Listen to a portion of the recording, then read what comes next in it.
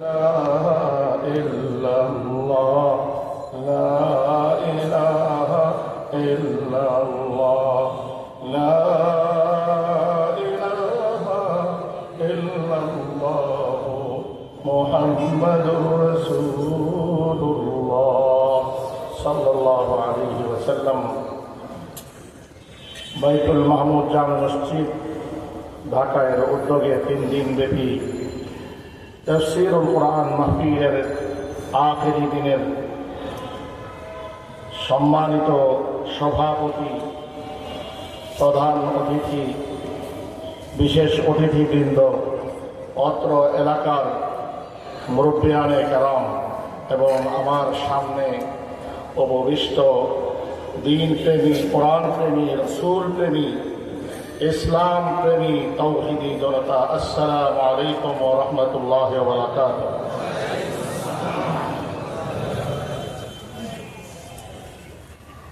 আল্লাহ রাব্বুল আলামিন আপনাকে আমাকে যারা জিকির করে, বেশি বেশি জিকির করে এবং ঈমান রাখে আখিরাতের উপরে, কারা ঈমানের উপর বা আখিরাতের উপর ঈমান রাখে? আমরা না, ঈমান আখিরাতের উপর রাখে আর বেশি বেশি জিকির করে যে মানুষগুলো, অর্থাৎ মুমিন তো মুমিন, সে তো ঈমানদার। এরপরে তার মধ্যে আবার দুইটা জিনিস খুব প্রবলভাবে পাওয়া যায়। এক হলো তার মধ্যে জিকিরের আধিক্য পাওয়া যায়, কথায় কথায় দোয়া করে, কথায় কথায় জিকির করে, নামাজের পরে জিকির করে, শোয়ার সময় জিকির করে, উঠা বসায় জিকির করে। যেই সমস্ত মুমিনরা জিকির বেশি বেশি করে আর আখিরাতের উপর ঈমান রাখে, বলতেছে ওই মুমিনদের জন্য কার মধ্যে? রাসূল আকরাম সাল্লাল্লাহু আলাইহি ওয়াসাল্লামের জীবনের মধ্যেই রয়েছে উত্তম আদর্শ। কার জীবনের মধ্যে? হযরত মুহাম্মদুর রাসূলুল্লাহ সাল্লাল্লাহু আলাইহি ওয়াসাল্লামের জীবনের মধ্যে উত্তম আদর্শ রয়েছে। তাহলে আদর্শ রয়েছে রাসূলের মধ্যে। আমি আসলাম ১,৫০০ বছর পর। আদর্শ তো তাহা ফলো করে চলতে হবে। যা পছন্দ করে আইডল বানিয়ে, যাকে মডেল বানিয়ে, আইডল বানিয়ে আমি আমার জীবন পরিচালনা করব, তিনি আমার কি আদর্শ? তিনি আমার আদর্শ। রাসূলকে দেখছেন? আমি দেখছি, আমার ১৪ গোষ্ঠী দেখছে। এই রাসূলকে তো আমরা দেখি নাই। তাহলে রাসূলকে জানবো কি করে? কোত্থেকে জানবো? রাসূলের জীবনে কিভাবে জানবো? কাউকে যদি নাই জানলাম, নাই চিনলাম, নাই দেখলাম, নাই বুঝলাম, তাহলে তাকে ভালোভাবে বাসবো কিভাবে? তাকে ফলো করবো কিভাবে? এরপরে তরিকা আছে, একটাই তরিকা। সেটা কি? রাসূল কারীম সাল্লাল্লাহু আলাইহি ওয়াসাল্লাম বলেন, আল উলামাউ ওয়ারাসাতুল আমবিয়া। আল উলামাউ বলেন, আল উলামাউ, নবীরা দুনিয়া থেকে চলে যাবেন, কিন্তু নবীর এই অবয়বের ইলম, নবীর কাছে আল্লাহর কাছ থেকে যে ইলম আসে, ওহীর ইলম, কোরআনের ইলম, দ্বীনের ইলম, এটা রাসূল সাথে করে নিয়ে যাবেন না। এটা কার কাছে থাকবে? এই দুনিয়াতে থেকে যাবে। বলতেছেন কি? আল উলামাউ ওয়ারাসাতুল আমবিয়া ওয়া ইন্নাল আমবিয়া লাম ইউরিসু দিনারা ওয়ালা দিরহামা ইন্নামা ওয়ারাসুল ইলম ফামান আখাযাহু আখাযা বিহাজ্জিন ওয়াবির। রাসূল করিম সাল্লাল্লাহু আলাইহি ওয়াসাল্লাম ইরশাদ করেন, উলামায়ে কেরাম হলেন এই দুনিয়াতে কাদের ওয়ারিস? নবীদের ওয়ারিস। নবীকে যিনি দেখেন নাই, তিনি আলেমকে দেখে, নবীর ওয়ারিস আলেমকে দেখে। আলেম দুই প্রকার, একটা হলো নবীর ওয়ারিস আলেম, আর একটা হলো দুনিয়াদার আলেম। নবীর ওয়ারিস সকল আলেম হতে পারে না। কম্পিউটারের মধ্যে জ্ঞানের অভাব নাই, এই জন্য এটা কি ওখানে ইসলামী যে কোনো জ্ঞান দেন, রাসূলের অবয়বের যে কোনো জ্ঞানের জন্য ক্লিক করে কম্পিউটার সামনে এনে দিবে, ইউটিউব সামনে এনে দিবে। এই জন্য ওই ইউটিউব কিন্তু আলেম না, ওয়ারিসে নবী না, এটা মেশিন। ঠিক এমনি ভাবে আমরা মানুষ অনেক জ্ঞান অর্জন করি, অনেক কিছু জানলাম, অনেক মানুষও আমাকে বড় আলেম বলল, কিন্তু আমি যদি ওয়ারিসে নবী না হয়ে থাকি তাহলে আমার এই এলেম না। এটা আমি হয়তো বা জ্ঞানী, আমার মধ্যে একটা মেশিনের মতো এলেম আছে, কিন্তু আমি কি নই? ওয়ারিসে নবী নই। তাহলে ওয়ারিসে নবী হতে হলে কি কাজ করতে হবে? কোন কাজ করলে একজন আলেম ওয়ারিসে নবী হবে? আর সেই ওয়ারিসের কাছ থেকে আমরা কি পাবো? আল্লাহর দিন পাবো, আল্লাহ রসুলের অবয়বগুলো পাবো। আমার রসুল কেমন ছিলেন, রসুলের মাথাটা কেমন ছিল, রসুলের দাঁতগুলো কেমন ছিল, আমার রসুলের চোখগুলো কেমন ছিল, পাপড়িগুলো কেমন ছিল, নাকটা কেমন ছিল, নাকের ভিতরের মুখগুলো কতটুকু বড় হয়েছিল, রসুলের দাড়িগুলা কেমন ছিল, মোজগুলা কেমন ছিল, রসুলের কোথাটা কেমন ছিল, গালগুলা খুব বেশি ফুলা ছিল কি ছিল না, রসুল করিম সাল্লাল্লাহু আলাইহি ওয়াসাল্লামের হাতগুলো কেমন ছিল, নখগুলো কেমন ছিল, পশমগুলো কেমন ছিল, রসুলের বুকটা কেমন ছিল, পেটটা কেমন ছিল, রসুল করিম সাল্লাল্লাহু আলাইহি ওয়াসাল্লামের পাগুলো কেমন ছিল, রাসূলের পিঠটা কেমন ছিল, ঘাটটা কেমন ছিল, রাসূল করিম সাল্লাল্লাহু আলাইহি ওয়াসাল্লামের বাহুগুলো কেমন ছিল। বাহ্যিক অবয়ব যেমন ভাবে আলেমের কাছ থেকে শুনে শুনে আমাকে জানতে হবে, ঠিক রাসূলের পোশাক আশাক সম্পর্কে আমাকে জানতে হবে কি আলেমের কাছ থেকে জানতে হবে। ওয়ারিস আলেম, যে আলেম কি ওয়ারিস আলেম, তার কাছ থেকে জানতে হবে রাসূল সাল্লাল্লাহু আলাইহি ওয়াসাল্লামের এই দুনিয়াতে আসার মিশন ও ভিশন কি ছিল তাও জানতে হবে। তার কাছ থেকে একজন শুধু আলেম বলবে না, কার কাছ থেকে? একজন নবীর ওয়ারিস আলেম থেকে জানতে হবে। কার কাছ থেকে? আমাদের এই এলাকা আবাদ করে গেছেন নানপুরের হযরত সুলতান আহমদ নানপুরী রহমতুল্লাহ আলাইহি। ওনার পরে আসছেন জমিরুদ্দিন নানপুরী রহমতুল্লাহ আলাইহি। এখন ওনার ছেলে আছেন হযরত মাওলানা সালাউদ্দিন নানপুরী দাওয়াত বরকাতুহুম। এই সমস্ত আলেমরা শুধু আলেম ছিলেন না, এরা আলেম হওয়ার সাথে সাথে কি ছিলেন? ওয়ারিসে নবীও ছিলেন। ওয়ারিসে নবী যে আলেম, সেই আলেম যে এলাকায় যাবে সেই এলাকায় তিনি বলে যাবেন, আলেম বলে যাবে, কয়েক মিনিট চলে যাবে, কিন্তু তার আদর্শ, তার নিদর্শন সেই এলাকায় থেকে যাবে। ঠিক কিনা? আমার এই এলাকাতে বিশ্বাসই হয় নাই, এদিকে কত শতবার যাওয়া আসা হয়, কখনো এখানে ঢুকিও দেখি নাই। এত বড় জায়গা যে খালি আছে, আবার এই জায়গাটার যারা মালিক তাদের মোটটা যেমন এত বড় আছে, এখানে যে এত বড় কি তফসিলুল মাহফিল হয় এগুলো চিন্তাও আসে নাই, মাথায় আসে নাই। আজকে ঢুকে দেখলাম যে আসলে এটা আর কিছু নয়, সুলতান আহমদ নানপুরী রহমতুল্লাহ আলাইহি, যিনি শুধু আলেম ছিলেন না, আলেমের সাথে সাথে ওয়ারিসে নবী আলেম ছিলেন। সেই ওয়ারিসে নবী এখানে আসছিলেন, আসার কারণে কি এই এলাকা আবাদ হয়েছে। আজকে কয়েক হাজার মানুষ আপনারা এখানে বসেছেন দিন শোনার জন্য, রাসূলকে জানার জন্য, রাসূলের অবয়ব জানার জন্য, রাসূলের সুন্নাহ জানার জন্য, রাসূলের আদর্শ জানার জন্য। ঠিক কিনা?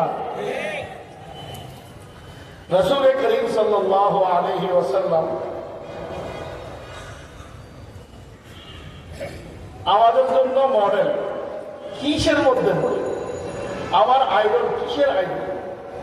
তখন উনি থেকে একটু প্রশ্ন করে দেখছি, আমি রাসূলকে আইডল মানলাম, আখেরি নবী মানলাম, কিন্তু আসলে কিসের মধ্যে? কোন একটি বিশেষ জিনিসের মধ্যে নয়। আপনার জন্ম থেকে মৃত্যু পর্যন্ত, বালেগ হওয়ার পর থেকে মৃত্যু পর্যন্ত যতগুলো কাজ করবেন, আমি যতগুলো কাজ করব। কি করি আমরা সাধারণত? কৈশোরের পরে স্কুলে যাই, অথবা ছোটকাল থেকে স্কুলে যাই বা মাদ্রাসায় যাই, মসজিদে যাই, ইত্যাদি শিক্ষা দীক্ষা করি। আমাকে যারা শিক্ষা দিচ্ছেন, কি শিক্ষা দিচ্ছেন, কেমন শিক্ষা দিচ্ছেন, এই শিক্ষায় শিক্ষিত হয়ে আমি কি হয়ে বড় হবো, গড়ে উঠবো, এইখানেও শিক্ষা আছে কার? আমার রাসূল করিম সাল্লাল্লাহু আলাইহি ওয়াসাল্লামের। রাসূল এইখানেও আদর্শ। আপনি কিছুদিন পরে ব্যবসা বাণিজ্য করবেন, চাকরি বাকরি করবেন, চাকরিজীবী ছিলেন আমার রাসূল সাল্লাল্লাহু আলাইহি ওয়াসাল্লাম, ব্যবসা করবেন, আমার রাসূল নিজেই ব্যবসায়ী ছিলেন। বিধায় আপনার জন্য আদর্শ কি? ব্যবসায়ী আপনি, আপনার জন্য আদর্শ কে? আপনার রাসূল। আপনি কি? আপনি চাকরিজীবী, আমার রাসূল করিম সাল্লাল্লাহু আলাইহি ওয়াসাল্লাম নিজে চাকরি করেছেন, তাহলে ওনার মধ্যে আদর্শ আছে আপনার জন্য। আপনি রাসূলকে দেখে দেখে, রাসূলের জীবনী থেকে উনি কিভাবে ব্যবসা করেছেন, কিভাবে চাকরি করেছেন, এটা দেখে কি মানলেন, তাহলে কি হলো? আপনি মুত্তাবি রাসূল হলেন, আপনার জন্য রাসূল আদর্শ হলো। আর রাসূলকে যে আদর্শ বানাবে, আল্লাহ তাকে ভালোবাসবে। যাকে আল্লাহ ভালোবাসবেন সে কোথায় যাবে? জান্নাতে যাবে। কুল ইন কুনতুম তুহিব্বুনাল্লাহ ফাত্তাবিউনি ইউহিব্বুকুমুল্লাহ। আমার রাসূলকে বলতেছেন, যদি মানুষ দাবি করে যে আমি আল্লাহকে ভালোবাসি, আমরা সকলে কি আল্লাহকে ভালোবাসি না? আমি আল্লাহকে ভালোবাসি, এই দাবি যে মানুষ কি করবে? আমার আল্লাহ বলেন যে বলেন দাবি করছে এক পক্ষ থেকে কি ভালোবাসি। ভালোবাসা কি এক পাশে, এক পক্ষ থেকে হয় না, দুই পাশ থেকে। ভালোবাসা কি? ভালোবাসাবাসী, ভালোবাসাবাসী। এক পক্ষ থেকে ভালোবাসি হয় না, দুই পক্ষ থেকে হলে কি হয়? ভালোবাসাবাসী। এটা জলসা হলে দুই পক্ষ থেকে লাগে। আল্লাহ বলতেছেন দাবিদার কে? মানুষ। আমি আল্লাহকে ভালোবাসি কে বলে? মানুষ বলে। মানুষের দাবি, আপনার দাবি, আমার দাবি, প্রত্যেকের দাবি আল্লাহকে ভালোবাসি। তাহলে আল্লাহ আমাকে ভালোবাসেন কিনা জানি না, এটা আমাকে বলা হয় নাই। আল্লাহ আমাকে ভালোবাসেন কিনা? আমি ভালোবাসি। আল্লাহ বলতেছেন হ্যাঁ আমিও ভালোবাসবো। আগে বলেন রাসূল বলেন এই মানুষ যদি আপনাকে আদর্শ বানিয়ে জীবন পরিচালনা করে, আপনার সুন্নাহ মাফিক জীবন পরিচালনা করে, তাহলে তার জন্য দুইটা পুরস্কার। প্রথম পুরস্কার হলো এক পক্ষ থেকে ভালোবাসা হয়েছিল। আমিও যেদিন থেকে সে এই নিয়ত করবে যে আপনাকে ভালো করে চলবে, আপনার সুন্নাহকে মেনে চলবে, আপনার আদর্শকে নিজের জীবনের আদর্শ বানাবে, সর্বক্ষেত্রে এই নিয়ত যেদিন করবে সেদিন এক পক্ষ নয় আমার পক্ষ থেকেও সার্টিফিকেট পাবে। তোমরা এতদিন আমাকে ভালোবাসতো, আজ থেকে আমিও তোমাদেরকে ভালোবাসলাম। এই একটা আসবে পুরস্কার। দ্বিতীয়ত রাসূলকে আদর্শ বানিয়ে ফেলছেন, যেদিন নিয়ত করেছেন সেদিন আপনাকে আল্লাহ ভালোবাসা শুরু করছেন। সাথে সাথে আল্লাহ বলেন সেদিন থেকে এর আগে যত গুনাহগুলো হয়েছে, গুনাহ হয়েছিল ছোট বড় যা গুনাহ হয়েছে, আজ থেকে নিয়ত করলাম এই মুহূর্ত থেকে যারা যারা নিয়ত করতে পারি যে এখন থেকে রাসূলকে আদর্শ বানিয়ে আমার জীবন বাকিটা পরিচালিত করব, যদি এই ধরনের চিন্তা কেউ করে আর এই কমিটমেন্ট নিজের সাথে নিজে করতে পারে, সেই মুহূর্ত থেকে আল্লাহর ভালোবাসার পাত্র হবে। সাথে সাথে কি করবেন? আল্লাহ তাআলা দ্বিতীয় আরেকটা পুরস্কার যেটা দাবি করেন নাই, দরখাস্ত করেন নাই, সেটাও আল্লাহ দিয়ে দিবেন। তোমার তামাম জীবনের গুনাহগুলো আল্লাহ মাফ করে দিবেন। তাহলে দুইটা পাইলাম, আল্লাহর ভালোবাসাও আমার আল্লাহর পক্ষ থেকে মাগফিরাতের ঘোষণাও। আল্লাহু গফুরুর রহিম। এখন আপনি আমি মনে করে থাকি, সাধারণত আমরা প্রত্যেকে মনে করে থাকি রাসূল করিম সাল্লাল্লাহু আলাইহি ওয়াসাল্লাম সুন্নাত হলো আমি এখানে কি দাঁড়িয়ে রাখছি, মাথায় টুপি দিছি, বড় আলখাল্লা পড়ছি, এইগুলো হলো কি রাসূলের সুন্নাত। আবার কি মসজিদে যাওয়ার সময় দোয়া পড়া, মসজিদ থেকে বেরোনোর সময় দোয়া পড়া, যেগুলো বক্তব্য পড়ানো হয়, এগুলো জীবন মনে করি এটা সুন্নাত। দস্তরখান পরে বিছানায় খানা খাওয়া, এটা কি সুন্নাত। নামাজের আগে দিয়ে ওযু করার সময় কি মেসওয়াক করা, এগুলা সুন্নাত। এগুলা যে সুন্নাত, এতে কোনো সন্দেহ আছে? কারো কোনো সন্দেহ নাই, অবশ্যই এগুলো মেন্টালি সুন্নাত। এই সুন্নতের সাথে সাথে বিয়ে শাদী করা সুন্নাত। রাসূলের তরিকা অনুযায়ী বিয়ে শাদী করানো সুন্নাত। রাসূলের তরিকা অনুযায়ী বিয়ে শাদী করলে সেই বিয়েতে গান বাজনা থাকবে না, সেই বিয়েতে যৌতুক থাকবে না, ঠিক কিনা?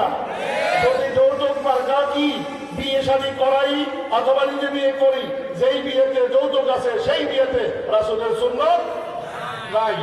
যেখানে যৌতুক আছে, যেখানে কন্ট্রাক্ট আছে বিয়ের মধ্যে, সেই কন্ট্রাক্টের মধ্যে সেই যৌতুকের মধ্যে কি নাই? আর রাসূলের সুন্নাত নাই। তাহলে আপনি আর আমি যেই বিয়েটা করলাম বা করাইলাম বা দেওয়াইলাম, যেই বিয়ের আয়োজন আমি করলাম, যেই বিয়েতে যৌতুক আছে, সেই বিয়েটা রাসূলকে আদর্শ মাইনা করছিলাম, করি নাই। তাহলে আমার আদর্শ বিয়ের মধ্যে আমি রাসূলকে বানাই নাই। যেই শিক্ষা ব্যবস্থায় আল্লাহর উপর আস্থা এবং বিশ্বাস শিখায় না, আল্লাহর উপর একজন মানুষ তার মুত্তাকি হওয়ার জন্য প্রথম শর্ত হলো সে আল্লাহর উপরে তাওয়াক্কুল করে চলবে, আল্লাহর উপরে বিশ্বাস করে চলবে, আল্লাহর উপরে আস্থা রেখে চলবে। আস্থা কার উপর রাখবে? কিসের মধ্যে? সর্বপ্রকারের কাজ কর্ম, যেটা আমাদের সংবিধানের অবিচ্ছেদ্য অংশ ছিল। একটা সময় পর্যন্ত কি ছিল? এই রাষ্ট্রের সমূহ কার্যকর্ম পরিচালিত হবে আল্লাহর উপরে বিশ্বাস এবং আস্থার ভিত্তিতে, ঠিক কিনা? এটা ছিল। যারা নাকি ষড়যন্ত্র করে বিগত 16 বছর কি জবরদস্তি করে ক্ষমতায় টিকে থাকার জন্য আর যতগুলো অপকর্ম করছে, একটা অপকর্ম হিন্দু বাবুদেরকে খুশি করার জন্য এই সংবিধান থেকে আল্লাহর উপরে আস্থা এবং বিশ্বাস এটা মুছে দিয়েছিল, ঠিক কিনা? এই যারা এই অপকর্ম করছে, আল্লাহ এমন সিচুয়েশন তৈরি করে দিছে, এমন উষ্টা পোলাপানের হাতে পড়ায় খাইছে, উষ্টা খাইয়া নিজের দেশটা শুধু দেশ পার করে এমন দেশে গিয়ে জায়গা নিতে বাধ্য হয়েছে যেখানে কি আল্লাহ খোদা ঠিক মতো নেওয়ার মানুষও নাই, ঠিক কিনা? আল্লাহ যখন আস্থা যদি আল্লাহর উপরে না থাকে, বিশ্বাস যদি আল্লাহর উপরে না থাকে, তাওয়াক্কুল যদি আল্লাহর উপরে না থাকে, আমি কি সাধার মুসলমান, আমি কি মুমিন, আমি কিসের রাসূলকে সুন্নাত মানবো, রাসূলকে আদর্শ মানবো? এজন্য আপনার আমার প্রত্যেকের নিজের ব্যক্তি জীবন, পারিবারিক জীবনে যত কাজ করব, রাষ্ট্রীয় জীবনে যত কাজ করব, সব কাজের মনে থাকবে কি আল্লাহর উপর পূর্ণ আস্থা ও বিশ্বাস, ঠিক না? রাসূল করিম সাল্লাল্লাহু আলাইহি ওয়াসাল্লাম বলেন, পূর্ণ তাওয়াক্কুল যদি আমার উপর করতে পারো, লাউ তাওয়াক্কালতুম আলাল্লাহি হাক্কাত তাওয়াক্কুল, যদি পূর্ণ তাওয়াক্কুল, আস্থা এবং বিশ্বাস, যে জাতি, যে ব্যক্তি, যে জনগোষ্ঠী, যে সংগঠন, যে দল পূর্ণ তাওয়াক্কুল আল্লাহর উপরে করবে, যে মানুষগুলো করবে, লারা জাতা কম, আল্লাহ তোমাদেরকে ঠিক এইভাবে বিনা মেহনতে এমন রিজিকের ব্যবস্থা করবে, কামা ইয়ারযুকুত তায়রা, যেমনি ভাবে আল্লাহ তাআলা পাখিদেরকে কি করে, পাখিরা বাসা থেকে বের হয়ে যায়, ইয়াগদু খিমাসান ওয়া ইয়ারুহু বিতানা, সকালবেলা পাখিগুলো খালি পেটে ঘর থেকে বের হয়ে যায়, বাসা থেকে বের হয়ে যায়, বিকালবেলা যখন আবার ফিরে আসে তখন ইয়ারুহু বিতানা, পেট ভরে, কারোর সাথে হারামিগিরি করে নাই, কারোর সাথে চিটিংবাজি করে নাই, কারোর সাথে কোনো ঝগড়াঝাটি করে নাই, নিজেরা উড়ে গেছে, আসার সময় ক্ষুধা নিয়ে গেছে, খালি পেট নিয়ে গেছে, আসার সময় সন্ধ্যার সময় পেট ভরা, তারপরে তেরে নেড়ে করতে করতে বাসায় ফেরত আসবে। আল্লাহ বলেন, আল্লাহ রাসূল বলেন, যদি তোমরা এই জাতি আমার উম্মতে মুহাম্মদী তোমরা ভালো করে জানো, যদি পূর্ণ আস্থা এবং বিশ্বাস আল্লাহর উপরে রাখতে পারো, তোমাদেরকে ওইভাবেই আল্লাহ রিজিকের ব্যবস্থা করবেন, যেভাবে পাখিদের রিজিকের ব্যবস্থা করেন। বলেন সুবহানাল্লাহ। এই কাজগুলো হবে কোন জাতির? যে জাতি কি করবে, নিজের সব কার্যকর্ম পরিচালনা করার সময় কি রাখবে, নিজের মধ্যে এই বিশ্বাস, এই আস্থা রাখবে। কে করবেন এই কাজ? সব ব্যবস্থাপনা আমি করছি, কিন্তু এই কাজ পরিপূর্ণ করবেন কে? আল্লাহ। এজন্য এই জাতি, বাংলাদেশের জাতি, যেখানে আমরা 95% মুসলমান, আরো বেশি কম বলে, যাই হোক 90%-এর উপরে যে দেশের আমরা মুসলমান, এই মুসলমান জাতির সরকারি কাজকর্ম সব কিছু, এর অর্থ হিন্দুদের উপর জুলুম করা নয়, এর অর্থে কি মাইনরিটি যারা আছে তাদের উপর জুলুম করা নয়, তাদের পূর্ণ হক দেবে, তাদেরকে তাদের গীতা পাঠের কি দিবে, স্বাধীনতা দিবে, তাদের বাইবেল পাঠের স্বাধীনতা দিবে, সব দিবে, কিন্তু সরকারি ভাবে এই দেশের যেহেতু মেজরিটি মুসলমান, এই মানুষের সব কাজ কর্ম কার ভিত্তিতে হবে? আল্লাহর উপরে আস্থা ও বিশ্বাসের ভিত্তিতে হবে। আপনাদের রাজি কিনা? আপনি আর আমি যদি রাজি থাকি, জনগণ যদি রাজি থাকে, আচ্ছা একটু দেখি তো আমরা কারা কারা রাজি, একটু হাত মেহরবানি করে আল্লাহ কবুল করুন। আমরা মানুষগুলো যদি রাজি থাকি, আমরা যদি রাজি থাকি, তাহলে ইউনূস সরকার কোন দেশের কি? এখন যারা সরকার চালায়, এখন যারা দেশ চালায়, এরা কি ওট পাখির মতো? কোন বড় ধরনের সিদ্ধান্ত নিতে গেলে, বলতে গেলে, আমরা তো ইন্টারনেট গভর্নমেন্ট, আমাদের দ্বারা এটা সম্ভব নয়, ইলেকটেড সরকার আসল। আমরা কি সরকারের যে দায়িত্ব, সেই দায়িত্ব থেকে আসতে করে এরা চলে। ভোট পাখি আছে না, ভোট পাখি যদি আপনি তো ভোট পেয়া বোঝালেন হয় না, আমি তো পাখি, আমার নাম না ভোট পাখি, এই জন্য উনি বোঝালেন না। আচ্ছা তো আপনি পাখি, তাহলে উড়েন, হয় না, আমার নাম তো ভোট, ভোট কি উড়ে নিবিয়া, উভয় অবস্থায় সে শান্তিতে থাকে, না বোঝাবন লাগে না বলুন লাগে, অথচ নাম হলো কি ওট পাখি। ওট পাখির ভূমিকা নিয়ে আমাদের এই সরকার বর্তমানে কইব যে কি এখান থেকে যারা বাদ দিছিল অবগত আরেকজন কি ইলেকটেড সরকার আসবে, আইসা বলে কি আল্লাহর উপর আস্থা বিশ্বাস আবার পূর্ণ স্থাপন করে দেবে। আমাদের এটা কাজ না। এই কথা বলার সুযোগ আছে? এই কথা আপনি খাইতে পারেন, যাইতে পারেন, সরকারি সব কিছু বিল দিতে পারেন, নিতে পারেন, আপনি কি করতে পারেন না? ইলেকটেড সরকার আসল, তারপর কারেন্ট বিল দিয়েন, ইলেকটেড সরকার আসল, ভোটার কি প্রুফ পারবেন, টাকা দিয়েন, গ্যাসের বিল দিয়েন, সব বিল বন্ধ যা আছে সব কিছু আপনারা কবে দিবেন? ইলেকটেড সরকার আসল, বিএনপি সরকার আসল, জামাতের সরকার আসল, অন্য দলের সরকার আসল, তখন আপনারা দিয়েন। এখন আমরা দুর্বল সরকার, আমরা কি ট্যাক্স টুক্স নিতে পারবো না, এটার ঘোষণা দেন, তাহলে আমাদের কোনো আপত্তি নাই, ঠিক কিনা? আর যদি এটার ঘোষণা দিতে না পারেন, ওট পাখির চরিত্র গ্রহণ করার কোনো সুযোগ নাই। যে কোনোভাবেই হোক ওই পিছামারা সরকার সরকার, ওই মনোহর অভিশপ্ত সরকার যারা আল্লাহর উপর পূর্ণ আস্থা ও বিশ্বাসকে সংবিধান থেকে সরাইছে, অতি তাড়াতাড়ি অতি দ্রুততার সাথে যে কোনো সময় আপনি দরকার হলে আপনি নিজের থেকে আইন করা হলেও আপনি আবার এটাকে সংবিধানের কোন স্থাপন করবেন, এটা 95% মানুষের গণ দাবি, ঠিক কিনা? যদি না করেন তাহলে ওইটাই হবে যেটা আগের সরকারের সাথে হয়েছে। এরাই তো কি বলেছিল, দ্রুত বিচার ট্রাইব্যুনাল বানাইছিল না, অন্যায় বিচারও করছে, হয়তো বা ন্যায়দিকটা করছে, কিন্তু বেশিরভাগ মানুষের দৃষ্টিতে বেশিরভাগ বিচার হয়েছে কি অন্যায় বিচার। সেখানে এখনো কিছু কি আছে, মূর্তি পড়া মানুষ আছে, সেখানে এখনো বিচারক আছে, এখনো আইনজীবী বরিষ্কাররা আছে, ওখানে এখনো আসামি আছে, এখনো পুলিশ আছে, কিন্তু আসামিগুলোর চেহারাগুলো কি চেঞ্জ হয়ে গেছে শুধুমাত্র, ঠিক না? অল্প কদিনের ব্যবধানে আপনারা কি করছেন, এখানে বসে বসে রশি রশি কথা বলে মানুষকে ফাঁসিতে ঝুলাইছেন, এখন সেই রশি আপনাদের জন্য অপেক্ষমান, ঠিক কিনা? এজন্য দিন বদলাইতে সময় লাগে না। ওই যে যারা আমাদের হোসেন মামা আছেন এখানে, কমন মামা, সবার মামা, হোসেন মামা বললেন না যে আমার নিজের জেলায় একজন লোক ছিল, কথায় কথায় কইতো খেলা হবে, বলতেন কিনা? এর থেকে আহ্লাদ করে নিয়ে গেছিল আমার ওবায়দুল কাদের। আসলে এটার কি জনক হইল শামীম ওসমান, সে বলতো খেলা হবে। এর থেকে মহাসচিবটা কি ছিল, সাধারণ সম্পাদক, আহ্লাদ করে নিয়ে সে আবার নিজে বলা শুরু করতে খেলা হবে। বলতেছিল এগুলো সব ঠিক, খেলাও হয়েছে, খেলা হার জিত হয়েছে, কিন্তু এক পক্ষীয় খেলা হয়েছে, দ্বিতীয় পক্ষ বোরকা বইরা পালাইছে, ঠিক কিনা? এজন্য বলবো দিন কিন্তু একরকম যায় না। যারাই ক্ষমতায় এখন আছেন, যতটুকু ক্ষমতা এনজয় করছেন, অন্তত মানুষের অধিকারটুকু আদায় করেন। এই মানুষের অধিকার, গণমানুষের অধিকার, আল্লাহর উপর পূর্ণ আস্থা ও বিশ্বাস নিয়ে, তাওয়াক্কুল নিয়ে, ঈমান নিয়ে, ইয়াকিন নিয়ে চলাফেরা করেন, মানুষের ধর্মীয় অধিকার, ঠিক কিনা? এইটা আপনারা নিশ্চিত করেন। খবরদার এমনটা করেন না ভোট পাখির চরিত্র, তাহলে এমনও হতে পারে এই ট্রাইব্যুনালে আপনারা উঠা নামা করবেন, আর জনগণ তখন তামাশা দেখবে, চেহারা পাল্টাইতে সময়। এজন্য রাসূল করিম সাল্লাল্লাহু আলাইহি ওয়াসাল্লামকে যদি আদর্শ বানানো যায়, আইডল বানানো যায়, নিজের জীবনের মডেল বানানো যায়, সেটা কি একটা জায়গায় শুধু?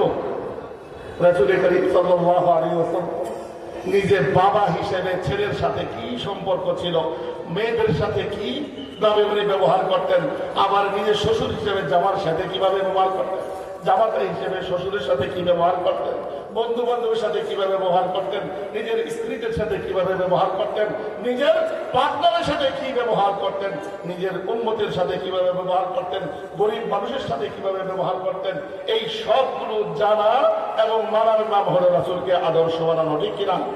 আমি শুধু একটা হাদিসের ভূমিকাটুকু শোনাবো আপনাদেরকে। রাসূল করিম সাল্লাল্লাহু আলাইহি ওয়াসাল্লাম রাসূল কবে থেকে, এই শোনাই আমার আলোচনা শেষ হবে ইনশাআল্লাহ 20 মিনিট। তো এই 20 মিনিট থেকে উঠেন বসেন না, তো মনোযোগ দিয়ে শোনেন।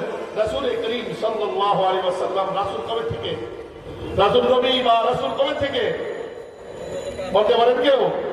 রাসূলের যখন বয়স 40 বছর হয়েছে, তখন রাসূলের নবী হিসেবে আত্মপ্রকাশ করছে, মানুষের সামনে প্রকাশ হয়েছে কত? 40 বছর বয়সে। কিন্তু উনি নবী। হযরত জাবের রাদিয়াল্লাহু তাআলা আনহু থেকে রিওয়ায়াত, রাসূল করিম সাল্লাল্লাহু আলাইহি ওয়াসাল্লাম বলেন, আমি নবী ছিলাম, কুনতু নবিয়ান, আমি নবী ছিলাম ওই সময় থেকে যখন নাকি ওয়াল আদামু বাইনাত তিন ওয়াল মা, আদম আলাইহিস সালামের বডিটা, এই বডিটাও তৈরি হয় নাই, যেই মাটি আর পানি দিয়ে তৈরি হবে, সেই মাটি পানি এখন কি মাত্র একসাথে করে কাদা মাটি হয়েছে, সেই কাদা থেকে আমাকে কি করবে? বানানো হবে, আদম আলাইহিস সালামকে বানানো হবে, এই বডি শুকানো হবে, খিনখিন করবে টোকা দিলে, তারপরে আল্লাহ এতে রূহ দিবেন, তারপর আদমের অস্তিত্ব হবে, ঠিক কিনা? এই যে আদমের অস্তিত্ব তখনও হয় নাই, যখন উনি এখনো পানি আর মাটির মধ্যে, কাদার মধ্যে গড়াগড়ি করছেন, আদমের অস্তিত্ব যখন হয় নাই, তখন থেকেই আমি কি ছিলাম? নবী ছিলাম, বলেন সুবহানাল্লাহ। কিন্তু এর প্রকাশ কবে পাইছে? রাসূল করিম সাল্লাল্লাহু আলাইহি ওয়াসাল্লামের জন্মের 40 বছর পূর্ণ হওয়ার পর উনি কি হয়েছেন? নবী হিসেবে আত্মপ্রকাশ করছেন। কথা ক্লিয়ার? রাসূল করিম সাল্লাল্লাহু আলাইহি ওয়াসাল্লাম সম্পর্কে তার সহধর্মিণী মা খাদিজাতুল কুবরা রাদিয়াল্লাহু আনহা একটি ঘটনা আপনাদেরকে শোনায়। ওই ঘটনার কিছু শব্দ, কিছু গুণাবলীর বর্ণনা দিয়া রাসূলকে তাসাল্লি দিচ্ছিলেন, রাসূল করিম সাল্লাল্লাহু আলাইহি ওয়াসাল্লামকে সান্ত্বনা দিচ্ছিলেন। ওই কয়েকটি গুণাবলী, রাসূলের গুণাবলী নিয়া যে কথাগুলো হযরত মা খাদিজাতুল কুবরা বলেছেন, 5টি কথা, ওই 5টি কথাই আপনাদেরকে শোনাবো, তারপরে আলোচনা শেষ হবে। আমরা সবাই রাজি আছি শুনতে ধৈর্য সহকারে? হযরত মা খাদিজাতুল কুবরা রাদিয়াল্লাহু আনহা, যার বিয়ে হয়েছিল রাসূলের সাথে যখন তার নিজের বয়স 40, রাসূলের বয়স কত? 25। তার মানে বয়সের ব্যবধান 6 বছর, 15 বছর। রাসূল বলো না হযরত মা খাদিজা বলো? হযরত মা খাদিজাতুল কুবরা বয়স 15 বছর বেশি, 40 বছর বয়সে। আর ওনার যখন 54.5 বছর বয়স, রাসূলের তখন 39.5 বছর বয়স। রাসূলের বয়স কত? 39.5। তখন এই ধনাঢ্য মহিলা, এই মহিষী মহিলা হযরত মা খাদিজাতুল কুবরা রাদিয়াল্লাহু আনহা, উনি একজন শিল্পপতি ছিলেন, বহুত বড় কাপড়ের ব্যবসায়ী ছিলেন, কোথাকার মক্কা নগরীতে প্রসিদ্ধ ব্যবসায়ী ছিলেন উনি। এবং নিজে শিল্পপতির সাথে সাথে খুব বংশমর্যাদা উঁচু ছিল। তার যখন বিয়ে হয় রাসূল করিম সাল্লাল্লাহু আলাইহি ওয়াসাল্লামের সাথে, তখন থেকে নিয়ে 14.5 বছর পর হযরত মা খাদিজাতুল কুবরা বলেন, এই 14.5 বছর সংসার করার পর আমি রাসূলকে দেখেছি, যখন নাকি 39 বছর বয়স ওনার হলো, তখন দেখি উনি আর আগের মতো সাংসারিক নাই। আগের মতো কি নাই? আমাদের কাছে থাকেন না, কোথায় কোথায় হোক বিবাহ খালা, উনি নির্জনে থাকতে ভালোবাসেন, একেবারে নির্জনে থাকেন। আমরা যে রাসূলকে মানবো, রাসূলকে ফলো করবো, রাসূলকে তাকে জানতে হবে, তাই না? জানবো যে রাসূলকে রাসূল হওয়ার আগেই, রাসূল হিসেবে আত্মপ্রকাশের আগেই তার মধ্যে কি কি গুণাবলী ছিল, এই গুণাবলীগুলোর বর্ণনা তার কাছ থেকে শুনবো, যিনি নাকি রাসূলের সংসার কত বছর?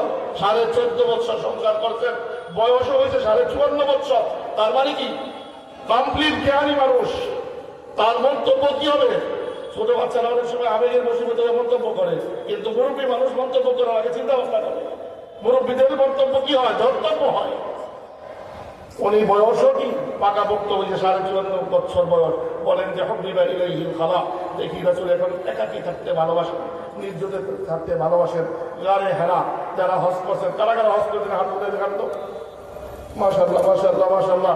বাকি যারা এখনো হজ করতে পারি নাই, আল্লাহ সকলকে হজ করার আগে যেন মৃত্যু না আসে, সেভাবে ইনশাআল্লাহ বাকি জীবন বেঁচে থেকে সুস্থ থেকে হজ করার তৌফিক দান করে বলেন আমিন।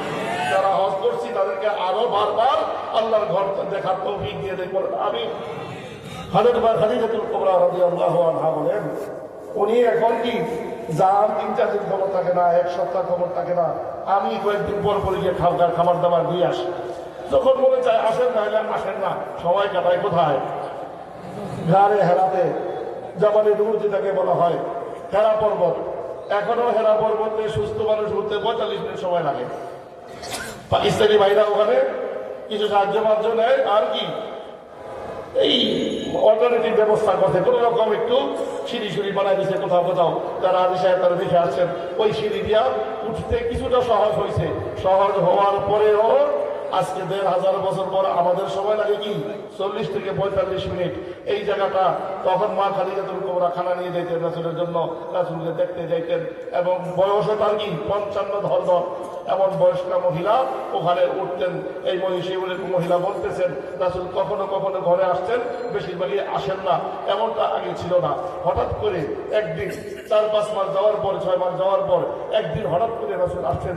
সেই বলতেছেন, আরে খাদিজা জাম্মিলুনি, আমাকে চাদর দাও, লেপ দাও, তোষক দাও।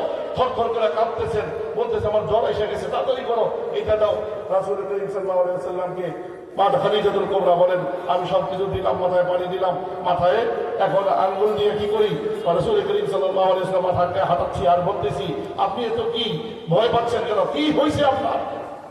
রাসূল করিম সাল্লাল্লাহু আলাইহি ওয়াসাল্লাম বলেন যে আমি জীবনেও দেখি নাই এমন দেও না পেতনি না ভূত না কি আল্লাহ জানে, এমন বড় আমার পিছনে দেখতেছি নিচের দিকে ওনার পা, আর উপরে শেষ দিগন্ত পর্যন্ত মাথা দেখি না। আর ডানের দিকে তাকাই বডি শেষ নাই, বায়ের দিকে তাকাই বডি শেষ নাই। এটা কি আল্লাহ জানে। হঠাৎ করে নির্জন জায়গায় একটা ছোটখাটো একটা সিটা দৌড় দিলে, ইঁদুর দৌড় দিলে সে পড়বে, হয় কি হয় না? আর এই ধরনের এক আজব বডি দেখে কি হইতে পারে? রাসূল বলে দুটা দেখে আমি ভয় পেয়ে গেছি। আর যেটা দেখছি না ওইটা কি আস্তে আস্তে দেখি ছোট হয়ে আইসা এত বড় দানব আমার পিঠ দিয়ে কি আমার বেরি দিয়ে ধরছে, এইভাবে আমার পিঠের দিক দিয়ে আমার বেরি দিয়ে ধইরা আমার মাঠে কি এইভাবে চাপ, আমি ক্যাচ করে উঠছি। কে বলতেছেন? রাসূল করিম সাল্লাল্লাহু আলাইহি ওয়াসাল্লাম বলতেছেন, আমাকে এইভাবে চাপ দিয়া বলতেছেন ইকরা। বললাম মা আনা বিকারি। আমাকে বলতেছেন বড়, আমি করতে করতে জানি না, করলে এত শিখি নেই কইছি বলে উনি আবার দিছে চাপ, আবার ক্যাচ করে আনছি, আবার চাপ দিয়ে কয় ইকরা মা আনা বিকারি। আমি তো কি পড়তে পড়তে জানি না।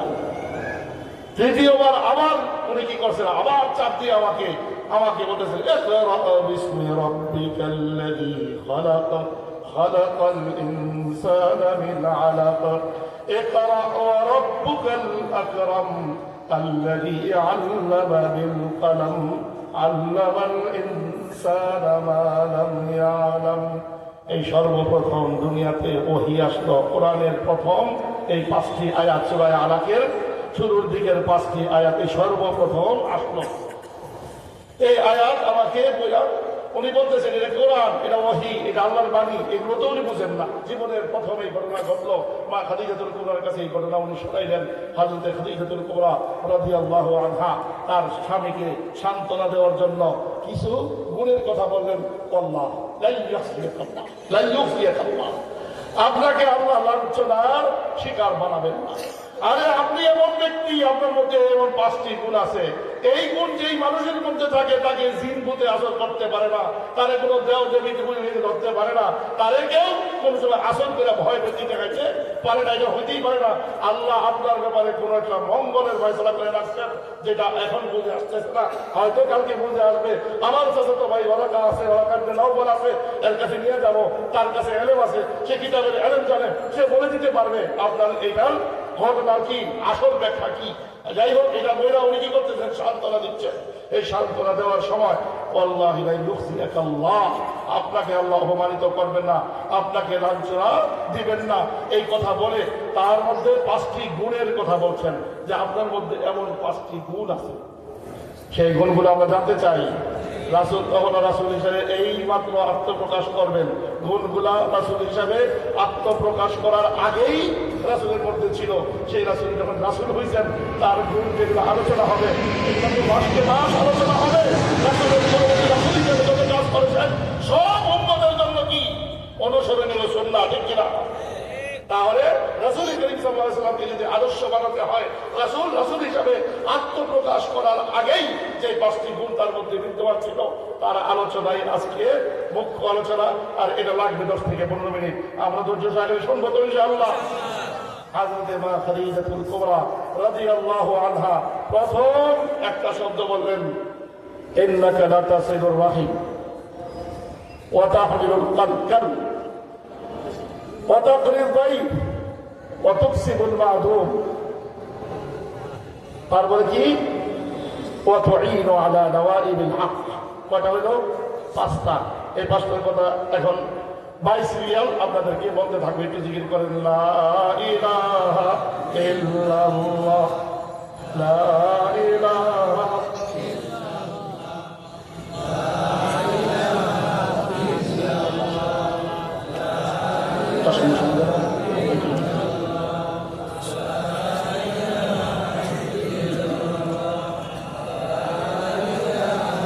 গলায়। আরে এখন কি এই সময় আছে নাকি কেউ মাইক টান নিয়ে নিয়ে যাবে? আছে এই সময়? তাহলে লুকায় লুকায় কিসের দিকে দরাজ গলায়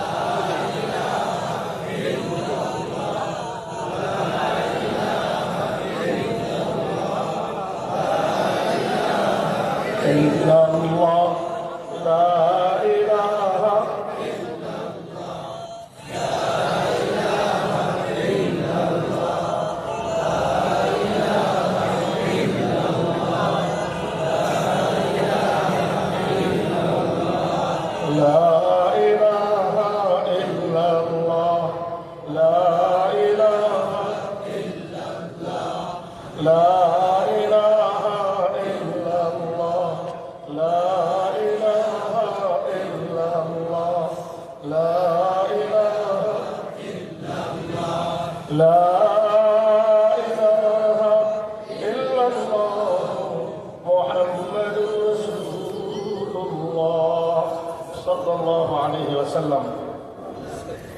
হযরত মা খদীজাতুল কুবরা রাদিয়াল্লাহু আনহা বলেন, ইন্নাকা লাতাসিলুর রাহিম, আপনি আত্মীয়তার বন্ধনকে অটুট রাখেন। আত্মীয়তার বন্ধনকে আমরা কি রাখি? অনেকেই রাখে, আলহামদুলিল্লাহ, ভালো মানুষ আছে। কিন্তু গ্রাম দেশের আমাদের এলাকার কথা বলি, নারায়ণগঞ্জের ফতুল্লা এলাকার মানুষ, চৌরা মানুষ, আমরা চৌরা মানুষ কি করে, জমিন দুনিয়া দিয়ে মানুষ, কিন্তু জমিন নিবা পেট ভরা ভাত খাওয়াই দেবো, সবার নেই, খাতকে ভাত খেয়ে দাও, 3 দিন থেকে দাও, কিন্তু 1 বিঘা জমিন দিয়ে যাবো, জীবন দিয়ে নামো জমিন দেবো না, জীবন দিয়ে নামো জমিন দেবো না। এই মানসিকতা মানুষ আছে কি নাই? এখন কি করে, বোনের সম্পদ, ফুফুর সম্পদ, দাদির সম্পদ, অনেক কিছু কিন্তু এই পর্যন্ত কি হজম করছে, এগুলো নিজেও দেয় না, আবার বোনে যেতে চাইতে না পারে, এই জন্য বোনের সাথে সম্পর্ক ভালো রাখে না। আসেন আবার মানুষ সাতার মাতার কিসের জমিন দামা, কালকে মরে গেলে পরশু দিন আপনার কথা কেউ মনে রাখবে না। কত বড় বড় মানুষ, কত পদবীধারী মানুষ আমাদের জীবনে এই দেশে দেখলাম, আইলো গেল, কিন্তু এখন কেউ তাদের কথা আর মনে রাখে না। স্বাধীনের পরে যেই দেখা দেখছিল, কার আমার বয়স তো কম না, 57 বছর বয়স হয়েছে, এই জন্য কি দেখছি তো এগুলা। স্বাধীনতা যুদ্ধে 9 নম্বর সেক্টরের কমান্ডার ছিলেন কে বলতে পারেন কেউ?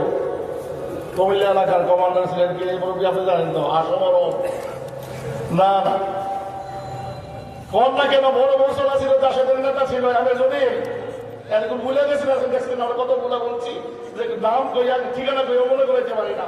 কত দাপটের রাজনীতিবিদ ছিলেন এই দেশে, সেই মানুষটার কথা কেউ মনে রাখে না। রাখছে?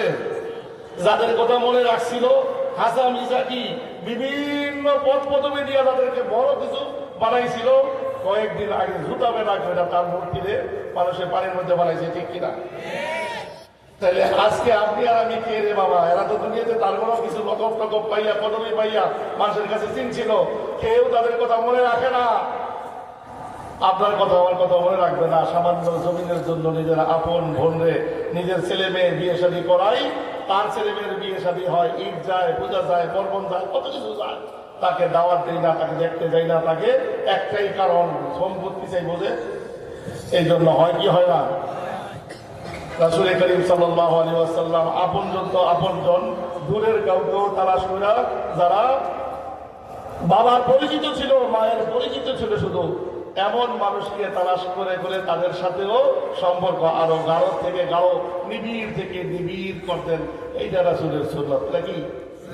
রাসূলের সুন্নাত আত্মীয়তার সম্পর্ক আরো কি ডেভেলপ করা। আপনি এই কাজটা করেন, কে বলতেছেন? হযরত মা খাদিজাতুল কুবরা রাদিয়াল্লাহু আনহা রাসূলকে বলতেছেন এই কাজটা আপনি করেন। 2 নম্বর একটা কাজ করেন, খুব তাড়াতাড়ি। 1 নম্বর গেল কি? আত্মীয়তার সম্পর্ক অটুট রাখা, সম্পর্ক আরো ডেভেলপ করা, সুন্দর করা। 2 নম্বর ওয়া তাহমিলুল কাল, আপনি অন্যের বোঝা নিজের কাঁধে উঠাইয়া নেন। অন্যের বোঝা, মুহাদ্দিসিনে কেরাম লেখেন এইটার 2টা ব্যাখ্যা। একটা হলো সত্যিকার আপনার মতো, মানে কি বস্তা বোঝা, যেগুলো অন্যের বোঝা। কোন মুরব্বী মানুষ আনার বস্তা নিয়ে যেতেছে, চিনির বস্তা নিয়ে যেতেছে, গমের বস্তা নিয়ে যাচ্ছে, তো স্বাভাবিকভাবে মুরব্বী দেখা অন্যরা কি আইসা মুরব্বীদের নামে আগাই দিই, আমি একটু আগাই দিই। মানবতার এই চিত্রগুলো আমরাও তো দেখছি ছোটখাটো, এখন আর নজরে পড়ে না। যাই হোক, আছে বাইরে তা না, কিন্তু রাসূল করিম সাল্লাল্লাহু আলাইহি ওয়াসাল্লাম বেশি ছিল যে উনি অন্যের বোঝা নিজের কাঁধে নিয়ে আগাই দিতেন। এই একটা ব্যাখ্যা। বোঝা উঠানোর আরেক অর্থ হলো ঋণের বোঝা উঠানো। ঋণগ্রস্ত মানুষের ঋণের দায় দায়িত্ব নিজের কাঁধে নিয়ে নেওয়া। বহুত মানুষ আছে অল্প কিছু টাকা উঠাইছে সমিতি থেকে, বিভিন্ন এনজিও থেকে উঠায়া, আর সুদের টাকা দিতে পারে না, সুদে আসলে মিল্লা এমন একটা অবস্থা হয়েছে। বউ কেন উঠাইলো, জামাই লোকের ঝগড়া হয়, জামাই কেন উঠাইছে, বউ বলে ঝগড়া, এই করতে করতে সংসার ভাঙছে, হয়েছে না? এই করতে করতে ঘর বেচছে, টিন বেচছে, সব কিছু বিক্রি করে নিজের জায়গায় নিজে ছাপড়া করে থাকে, শেষ পর্যন্ত জায়গাও দিয়ে দিতে হয়েছে। এমনটাও আছে কি নাই? এমন মানুষ যদি থাকে, রাসূল করিম সাল্লাল্লাহু আলাইহি ওয়াসাল্লাম সম্পর্কে বা খলিফাতুল কুবরা মন্তব্য হলো, আপনি তালাশ কইরা কইরা এমন মানুষের ঋণের বোঝাটা নিজের কাঁধে উঠাইয়া নেন।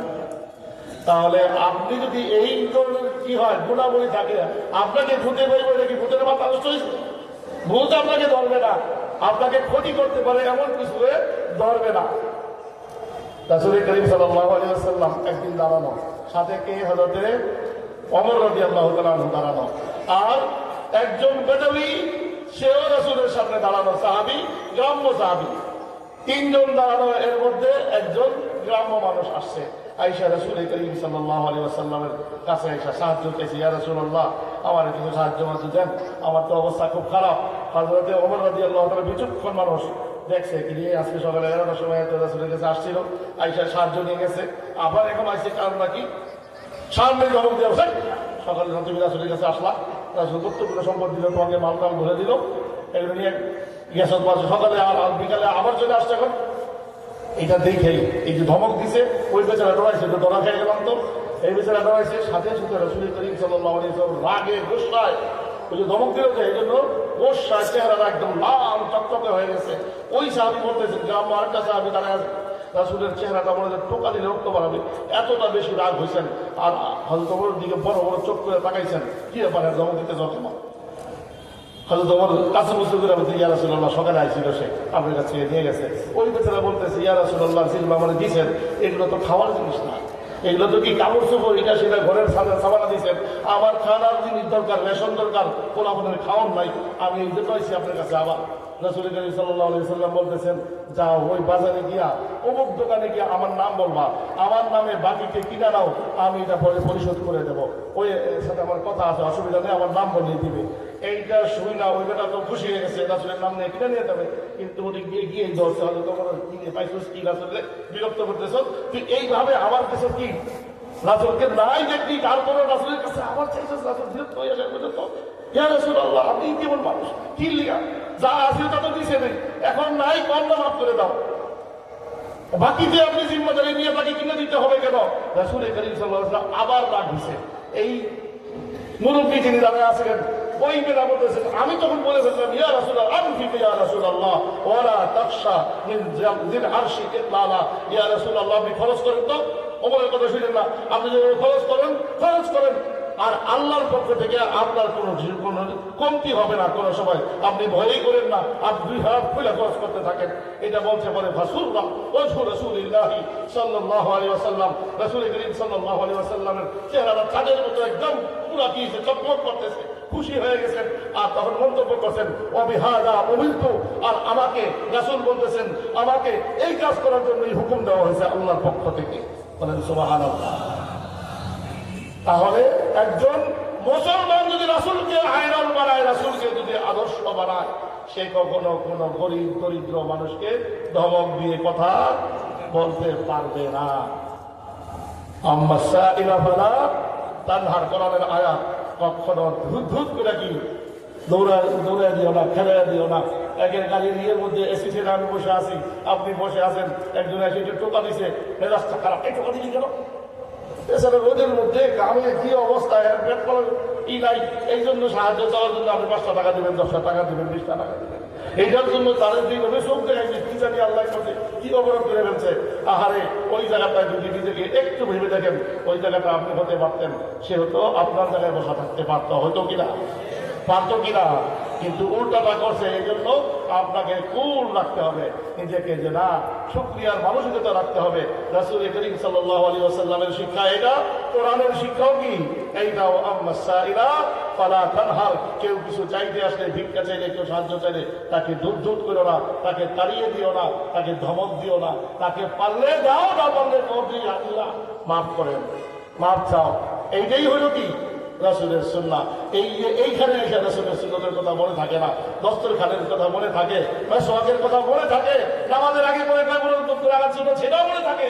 আলহামদুলিল্লাহ, ওই ম্যান্ডেটরি সুন্নতগুলোর সাথে সাথে এইগুলা ডবল ম্যান্ডেটরি, ঠিক কিনা? সবার সুন্দর হবে এই কাজগুলো করলে। আত্মীয়তার বন্ধনকে অটুট রাখলে মানুষের বোঝা নিজের কাঁধে উঠে দিলে, ঋণের বোঝা হোক আর আটার বোঝা হোক, ময়দার বোঝা হোক, যে বোঝাই হোক সেই বোঝা নিজ দায়িত্বে নিয়ে নিলে তখন সমাজ হবে সুন্দর। 3 নাম্বার অতাত্রিশ দায়িত্ব। কয় নাম্বার গেল এই পর্যন্ত? 2 নাম্বার গেছে, আর কটা আছে? 3টার মধ্যে অতাত্রিশ দায়িত্ব। একটা হলো মেহমানদারি করা। আপনার কাছে মেহমান আসছে, মেহমানদারি করছে। মনে করেন এখানে অনেক মানুষ আছে চাকরি বাকরি করে, মাশাআল্লাহ থাকে, এখানে শহরে ভালো থাকে। গ্রামের বাড়ি জামালপুর অথবা টাঙ্গাইল অথবা শেরপুর অথবা আরো দূরে বরিশাল, পটুয়াখালী, বরগুনা, কোথাও না কোথাও। কিন্তু সে ঢাকা শহরে এখানে কি চাকরি করতে করতে বড় অফিসার হয়েছে অথবা ব্যবসা করতে করতে বড় ব্যবসায়ী হয়েছে, এইখানে ভালো থাকে। তার দূর আত্মীয় একজন ঢাকায় আসবে চিকিৎসার জন্য অথবা চাকরি খোঁজার জন্য, নতুন ঢাকায় আসবে আইসা।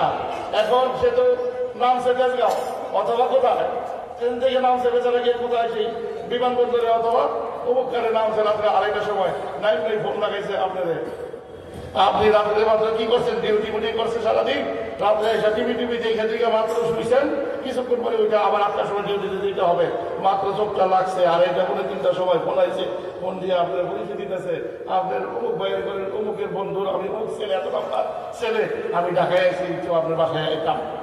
কেমনটা লাগবে তোর মেজাজটা? এত রাত্রে মানুষের ডিস্টার্ব করে, আপনি মনে মনে হলে তো কি করবেন, রাগ করবেন। এখন তো বাপ মা ভাই বোনের ভিন্ন কথা, দূরাত্মীয় হলে কি করবে, মাইন্ড করবে এবং ধমক দিবে।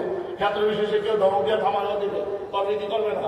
হযরত মা খাদিজাতুল কুবরা বলেন, না আপনি কাউকে এই ধরনের সিচুয়েশনে 14.5-15 বছর আমরা সংসার করছি, কত রাত এমন হয়েছে, আটাইবে মানে বেওয়াক্ত বা আটাইবে কি আছে এমন সময় যে অসময়ে আগত অতিথিকেও আপনি হাস্যোজ্জ্বল চেহারা নিয়ে আপনি মেহমানদারি করেন। এই গুণ আপনার মধ্যে আছে। একজন মহিলা কত বিচক্ষণ হলে তারপরে এগুলো তালাশ করে করে গুলি গুলে বলতে পারে। রাসূলুল্লাহ সাল্লাল্লাহু আলাইহি ওয়াসাল্লামের পরে যত রাত্রেই হোক, বেদুইন মানুষ কখন কোত্থেকে আসছে, মেহমান আসছে, তো মেহমান লোক কি মনে করে। রাসূল করিম সাল্লাল্লাহু আলাইহি ওয়াসাল্লাম রাতে উঠে নিজে আটা করে সেই আটা দিয়ে রুটি বানায় গভীর রাত্রে মেহমানদারি করে, খুশি মনে থাকে, শোয়ার ব্যবস্থা করে, তারপরে আমার রাসূল সাল্লাল্লাহু আলাইহি ওয়াসাল্লামের চরিত্রের একটা দিক। এটাকে বলা হয় কি ওয়াতাফারিজ যায়ফা, অসময়ে আগত মেহমানকেও হাস্যোজ্জ্বল চেহারা নিয়ে মেহমানদারি করেন আপনি। কয় নাম্বার গেল? অতুকসিবুল মাদুম। 4 নাম্বার অতুকসিবুল মাদুম। বিশ্ব মানুষ, চাকরিহীন মানুষ, কিচ্ছু নাই তাকে আপনি স্বাবলম্বী বানায় দেন।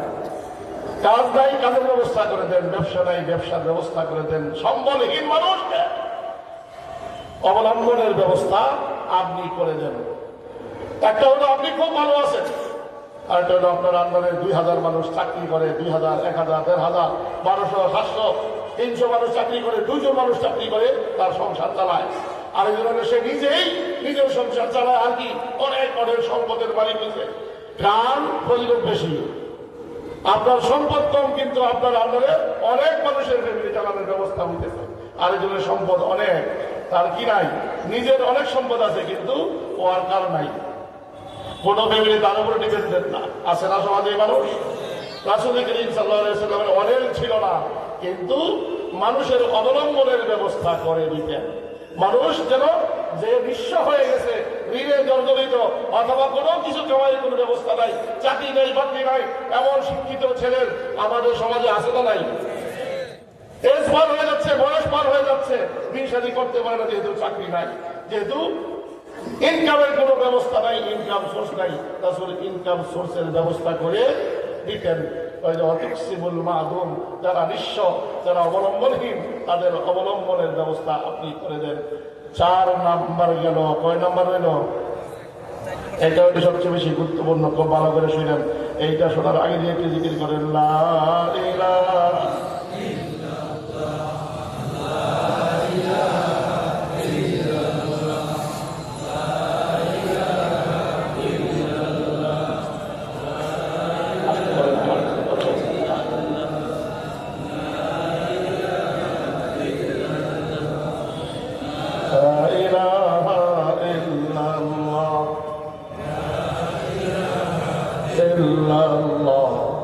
লা ইলাহা ইল্লাল্লাহ, লা ইলাহা ইল্লাল্লাহ, লা ইলাহা ইল্লাল্লাহ মুহাম্মাদুর রাসূলুল্লাহ সাল্লাল্লাহু আলাইহি ওয়াসাল্লাম।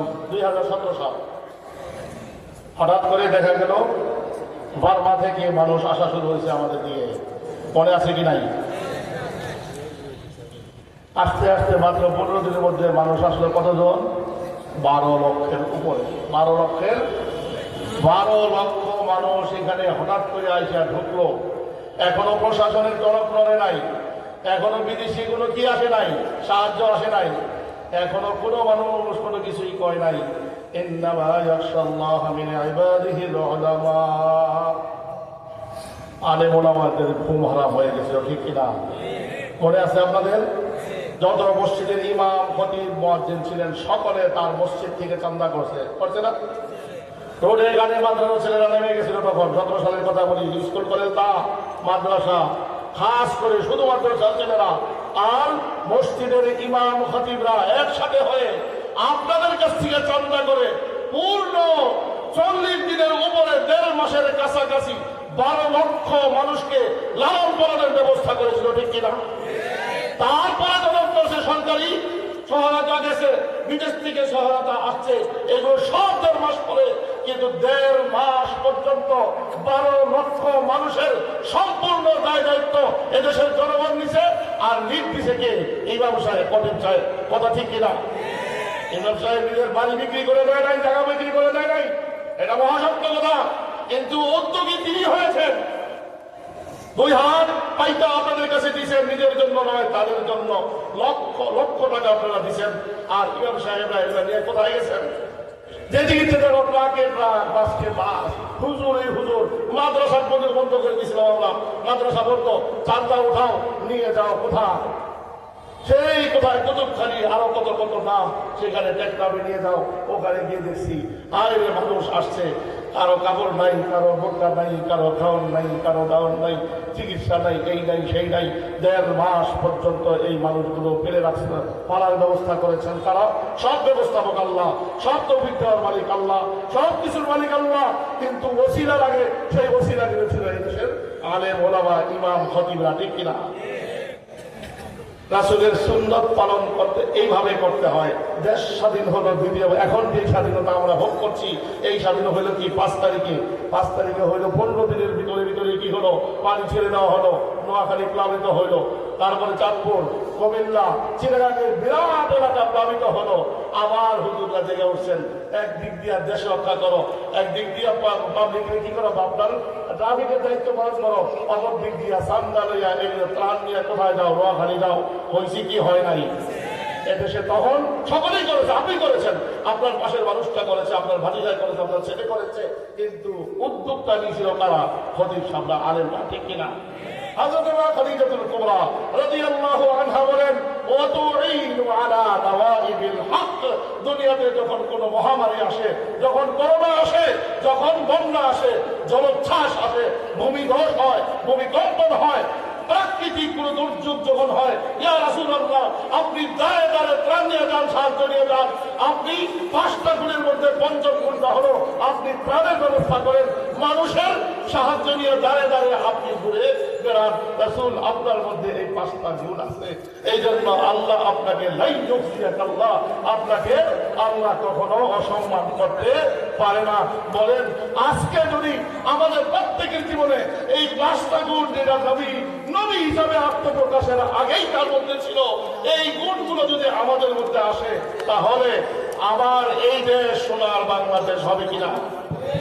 তাহলে একজন মানুষ নিজের দেশকে সুন্দর করতে চাইলে, নিজের আখিরাতকে সুন্দর করতে চাইলে, নিজের দুনিয়াকে সুন্দর করতে চাইলে, নিজের সমাজকে সুন্দর করতে চাইলে, তার রাসূলের আদর্শকে ফলো করা ছাড়া বিকল্প কোনো সুরত নাই, ঠিক কিনা?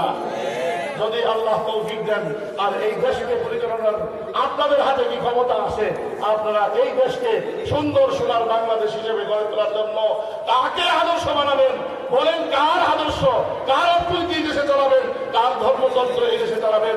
জনাবে মুহাম্মদুর রাসূলুল্লাহ সাল্লাল্লাহু আলাইহি ওয়াসাল্লামের আদর্শ অনুযায়ী জীবন চললে জীবন সুন্দর হয়, সমাজ চললে সমাজ সুন্দর হয়, দেশ চললে দেশ হয় সোনার দেশ, ঠিক কিনা?